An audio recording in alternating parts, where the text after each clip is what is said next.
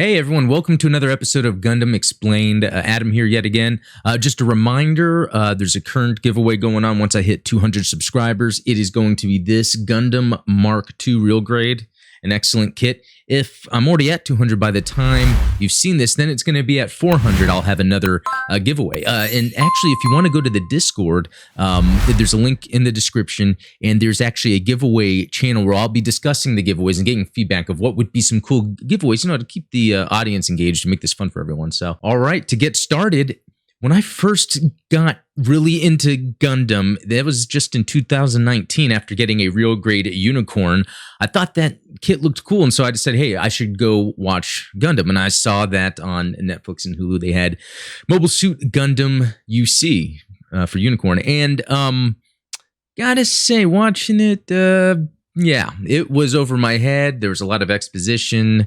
Yeah, just in general, not my thing. And luckily by watching other Gundam like Mobile Suit Gundam, Zeta, Double Zeta, Shar's Counterattack, Stardust Memory, 0080, I just saw that there was so much good Gundam. But I've decided to come back to Unicorn Gundam to see if my thoughts have changed, and I will say they have. So first of all, we have this, exposition heavy beginning where we see some dude who's the prime minister of the Earth Federation making a speech at the Laplace colony. Now, as he's making a speech about how humanity has, instead of, the AD or current era that we use our calendars by year, they've changed it to Universal Century. The prime minister was just talking about what he wants for the future of humanity. And it was sort of like this constitution where discussing just the things that would be in place and policies for humans moving forward. Now, while we're watching this at the beginning, there's a terrorist attack where himself and everyone else in that Laplace colony is killed. So then this jumps ahead to UC 0096, which is after Shar's counterattack. Okay, so after the Second Neo-Zeon War. And what's going on then, we have this old guy here who is part of the VIST Foundation. We'll get into that a little bit later. And he has actually had what's called Laplace's Box. And I got to say, the main issue I had when I was first watching Unicorn is it was just Laplace's Box this, Laplace's Box that. And I'm like, okay, well, what is it? And it seemed like it was kind of that mystery element that was made to make this interesting, okay? But having more background in the Universal Century of the conflict between the space colonies or the Earth Federation and Zeon or other opposition, the idea of an independence between humans on Earth and humans in space, Laplace's Box is actually an answer to that. There was a section in it where it discussed that as humanity was to move into space, that they, those that were out into space also had as much power as being part of the Earth Federation and making changes in government. But what's been interesting about the past nearly 100 years of Universal Century is that without that talking point, the main conflict we're always seeing is between Earth Federation and space noids, mainly Zeon, which the whole point of Zeon Doom Daikun to announce independence for the Principality of Zeon was because they wanted to be able to have more power than the Earth Federation was willing to give in terms of just being equal. So this really then sets up the story for Mobile Suit Gundam UC once you get to that point.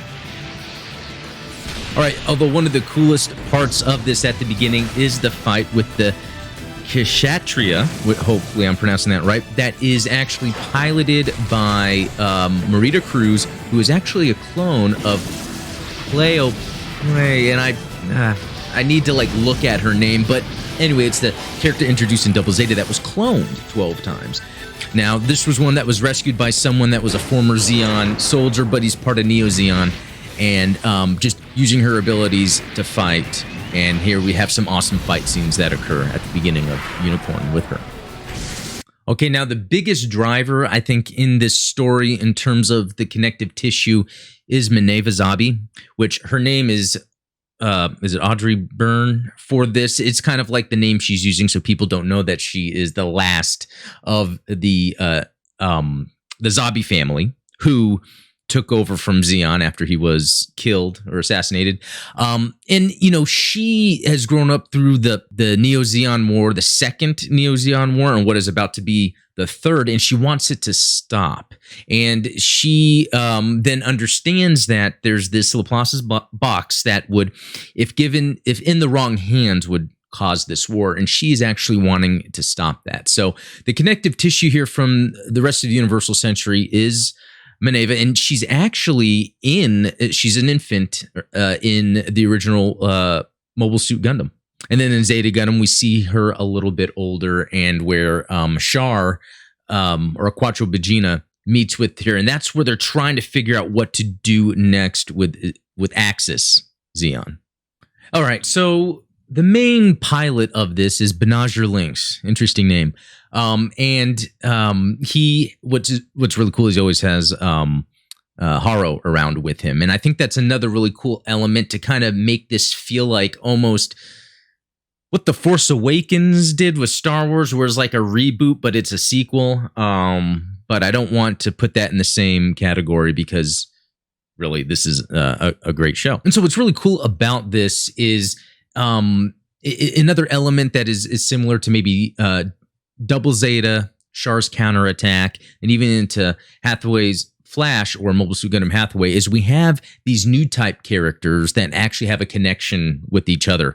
The only reason they met was because that Benager felt something and he felt he had to go rescue Mineva, who was just floating out in space, which is interesting. It's very coincidental, but it's actually more explaining more of the new type abilities and what they're able to do. And maybe there's a destiny because of that, similar to the Force and how Force users work in Star Wars. But another also interesting thing that I love that they do in this is the world building, especially when it comes to the colonies. They're talking about how the colonies are being further constructed and built, especially in this scene here. And we see Marita Cruz trying to get Mineva back. So she's back with Neo Zeon in order for them to initiate that transfer of Laplace's box from the Vist Foundation that, was like within the Earth Federation, but didn't to actually give it to the Neo Zeons. So the Neo Zeons then will have kind of this proof of or entitlement to being able to have more say in governing humanity. Now, the issue here, especially with Mineva, is the fact that there is this dude named Full Frontal, which really is actually an awesome name.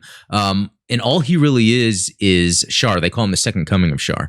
And from what I understand, he's actually a clone, and they were able to kind of get the essence of his new type abilities, or not necessarily abilities, but the essence of him through the Psycho frame that had kind of where he connected to it and was able to leverage his new type abilities. So with like this bioengineered Char, we kind of have, again, it's almost like a retelling of Mobile Suit Gundam, but instead these characters, their motivations are a lot deeper because they really want to prevent what had been going on before. And yeah, we see Marita Cruz here.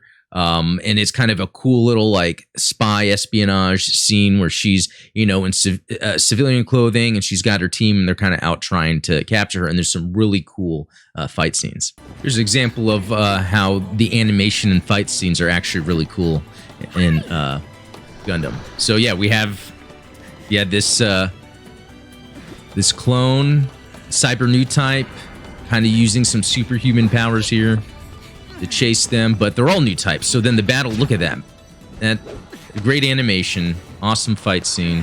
So then we meet up with this Vist fellow, who is the grandson of the terrorist who blew up the Laplace colony and has been holding on to Laplace's blocks, which deems, even space noids to have the freedom and rights in the government. And so that, and so what here's, we have these characters meeting up because they want to pass it over to her, and she's the heir of Zeon, considering she's the last living Zabi family member. But she doesn't want to go through with this because she does not. She knows it's going to start a war, and she just wants to be able to avoid that. Some interesting coincidences here being that, again, Banagher was able to sense Mineva, go out and save her. This Vist dude is actually the father of Banagher, so just kind of another coincidental element that adds to it. And I guess it's just more, again, about the new types. This is more showing off what new types are capable of. And while it might seem like coincidences when it comes to just, normal human interactions, there's more senses they have that bring new types together. There's fin funnels at work there. Yeah, that explosion probably killed a bunch of people in the colony.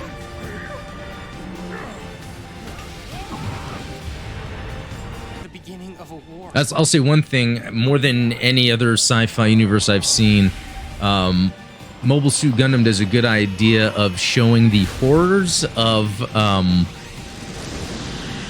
living in a space colony. So we see where Banagher finds out that his dad is this Vist guy that had Laplace's box, and while the Vist dude was going to take off in this Unicorn Gundam, I guess he was about to die because he got shot by the Neo Zeon. Yeah, and so Banagher takes over in the Unicorn Gundam. All right, and here he is taking off. So this is the first time we're seeing the Unicorn Gundam in flight. We're also seeing the new types all sensing each other.